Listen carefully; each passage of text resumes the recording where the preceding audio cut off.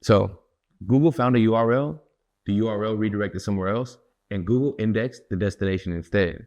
That's fine, but this report is quietly pointing at a housekeeping problem. Let's dig in.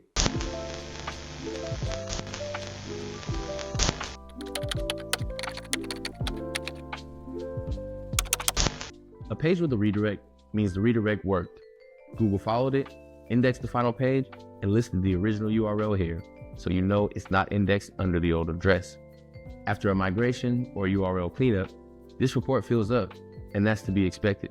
Here's what most marketers miss. Ask yourself why Google keeps finding the old URL. 9 times out of 10, it's your own internal links, your navigation, your blog posts, your footer. Something on your site still links to the pre-redirect address, and GSC follows that link, hits the redirect, and burns a crawl that it didn't need to make. So the fix isn't touching the redirect. Keep the redirect. It's protecting backlinks from other sites. The fix is updating your internal links to point directly at the final destination. One hop from an external backlink is fine. Your own site should never link through a redirect. Do a crawl with any SEO tool, filter for internal links hitting 301s, and update them at the source.